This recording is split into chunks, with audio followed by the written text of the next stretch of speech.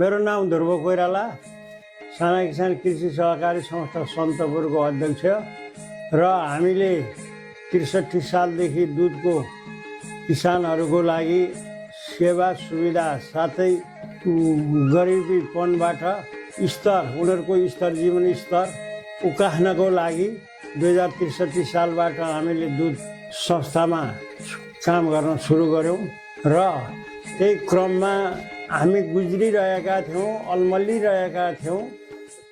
दुध उत्पादन हामी लिने, त्यसपछि डाइरेक्ट पार्टीहरूलाई जस्तो नेपाल डेरी, डिडिसी, सुजललाई दिने गरेका थियौँ र हामीलाई नेपाल कृषि केन्द्रीय सङ्घले आफा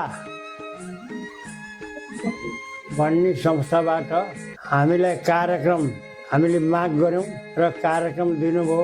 त्यो कार्यक्रम अन्तर्गत हामीले विभिन्न त्यो कामको लागि चाहिने सामानहरू, मिसिनहरू उपलब्ध गराइदिनु भयो र अहिले हामीले पैकारहरू पनि विभिन्न सामानको पैकार पनि सञ्चालन गरेका छौँ।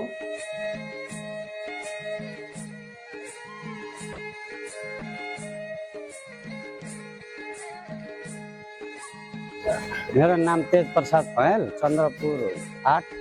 म यस संस्थामा आबद्ध 2062देखि यस संस्थाले मलाई आवश्यकता परेका समस्याहरूलाई पनि साथ दिँदै र हामी किसानलाई दुधमा पनि केही मूल्य वृद्धि गरिदिएको हुँदा र बिमा गरेको बेलामा पनि बिमा सेवा तुरुन्तै नगद पैसा दिई संस्थाले सेवा दिएको हुँदा यो संस्थामा हामी धेरै लाभान्वित छौँ र हामी खुसी नै छौँ। हामीलाई सबै कुराबाट यो संस्थाले नजर गरी हामीलाई सहयोग गरेको हुँदा हामी यो संस्थामा खुसी छौँ।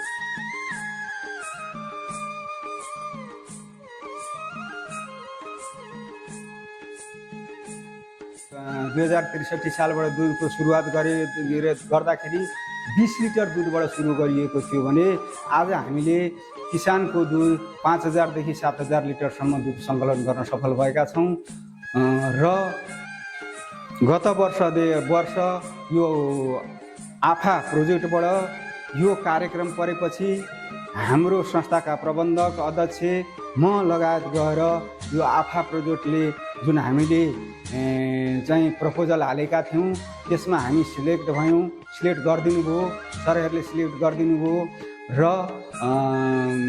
केन्द्रीय सङ्घको पनि ठुलो यसमा हात छ। उहाँहरूले पनि साना किसान कृषि सहकारी संस्था सन्तपुर रौतहटले दुधको चाहिँ उद्योग सञ्चालन गरेको छ, त्यहाँ केही सहयोग गर्नुपर्छ भन्ने भावना उहाँहरूको थियो। त्यसै अनुरूप चाहिँ हामीलाई विभिन्न सामग्री, तालिम लगायत विभिन्न उपकरणहरू किन्नको लागि 21-22 लाख रुपियाँ सहयोग गरिदिनु भएकोमा आफा परिवार लगायत चाहिँ हाम्रो साना किसान केन्द्रीय सङ्घलाई मुरी धन्यवाद दिन चाहन्छु।